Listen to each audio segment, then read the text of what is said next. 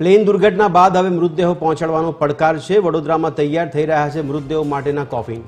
વડોદરાની સંસ્થાને 170 કોફિન તૈયાર કરવાનો ઓર્ડર આપવામાં આવ્યો છે। એર ઇન્ડિયાએ વડોદરાની ખ્રિસ્તી સંસ્થાને ઓર્ડર આપ્યો છે। વડોદરામાં યુદ્ધના ધોરણે કોફિન તૈયાર કરવાની કામગીરી કરવામાં આવી રહી છે। કોફિન તૈયાર કરવા માટે વહીવટીતંત્ર પણ મદદમાં જોડાયું છે।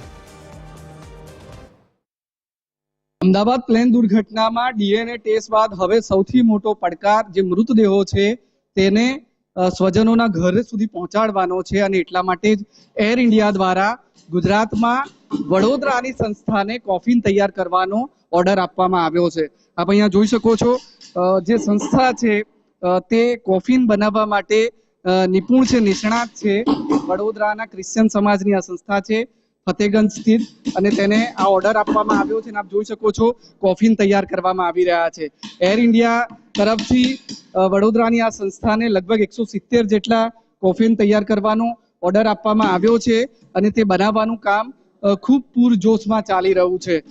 લગભગ આવતીકાલ સુધીમાં તમામ કોફિન અમદાવાદ જ્યાં મૃતદેહો રાખવામાં આવ્યા છે ત્યાં સુધી મોકલવામાં આવશે, જેથી કરીને જે મૃતદેહો છે ત્યાં કોફિનમાં પરિવારજનોને સોંપી શકાય। આ વિશે વધુ વાતચીત કરવા માટે એલ્ડ્રિયન થોમસ છે આપની સાથે, તેમની સાથે વાત કરીશું। શું કહેશો, કેટલા કોફિન બનાવવાનો ઓર્ડર છે? શરૂઆતમાં 120 કોફિન બનાવવાનો ઓર્ડર હતો, છે હજુ બીજા 70 ની બી વાત થઈ છે, પણ બપોરે 3 વાગ્યા સુધી આજે બપોરે 3 વાગ્યા સુધી 30 અમારે પહોંચાડી દેવાના છે એર ઇન્ડિયાને, અને એ લોકો કદાચ લેવા આવશે એ ઓલમોસ્ટ તૈયાર થઈ જશે બપોરે 3 વાગ્યા સુધી। કાલે રાત્રે 10 વાગ્યાથી આ કામ શરૂઆત કરી દીધું છે। આખી રાત જાગીને બોબીભાઈ છે, નિલેશભાઈ છે, નેલ્વિનભાઈ છે, બધા જુવાન છોકરાઓ લાગ્યા છે। અને ક્રિશ્ચિયન સમાજ તરફથી ખાસ કહેવા માંગુ છું કે જે પ્રભુએ અમને આ છેલ્લી સેવાનું જે કામ સોંપ્યું છે, ક્રિશ્ચિયન સમાજ હંમેશા દેશ જોડે અને દેશના લોકો જોડે, અને જ્યારે આ મુશ્કેલી ભરી પરિસ્થિતિમાં ખાસ એક માનવને કામ આવે છે એ પરિસ્થિતિ અમે સાથ રહી અને કામ પૂરું પડીશું। ઓર્ડર ક્યાંથી મળ્યો, કેવી રીતે આવ્યો તમને?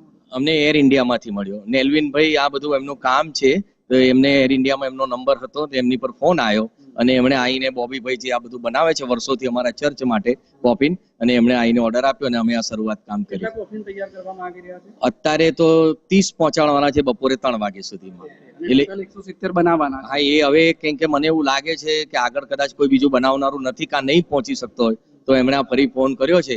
પણ અમે પ્રભુને પ્રાર્થના કરીએ છીએ આ કામમાં અમને શક્તિ આપે કે જે અમે એમના સ્વજનો સુધી સારી રીતે પહોંચાડી શકીએ। આ કામ માટે વડોદરા કલેક્ટર ઓફિસ તરફથી પણ મદદ મળી રહી છે। હમણે જ વડોદરા કલેક્ટરને અમે ફોન કર્યો અને એમણે તરત જ ફોનનો જવાબ આપ્યો, અને ડેપ્યુટી કલેક્ટરનો ફોન આવ્યો અને એમને કીધું કે જો કોઈ નિપુણ કારીગરો હોય ફર્નિચર વાળા તો આપ મોકલી આપો તો આમાં સહભાગી થાય અને જલ્દીથી જલ્દી આ કામ પૂરું થાય। એક સાથે 170 કોફિન તૈયાર કરવા કપરું કામ છે અને એટલા માટે જ મેન પાવર પણ ઘટી રહ્યો છે। સંસ્થા તરફથી વડોદરા કલેક્ટર કચેરીનો સંપર્ક કરવામાં આવ્યો છે। વડોદરા કલેક્ટર ડોક્ટર અનિલ ધામેલિયા દ્વારા ક્વિક રિસ્પોન્સ આપીને મેન પાવર સાથે સાથે પંખા સહિતની વ્યવસ્થાઓ અહીંયા કરવાની તૈયારી બતાવવામાં આવી છે। એટલે હવે પડકાર કોફિનનો છે, મૃતદેહોને સ્વજનો સુધી પહોંચાડવાનો છે, અને એટલા માટે જ વડોદરામાં યુદ્ધના ધોરણે કોફિન તૈયાર કરવામાં આવી રહ્યા છે।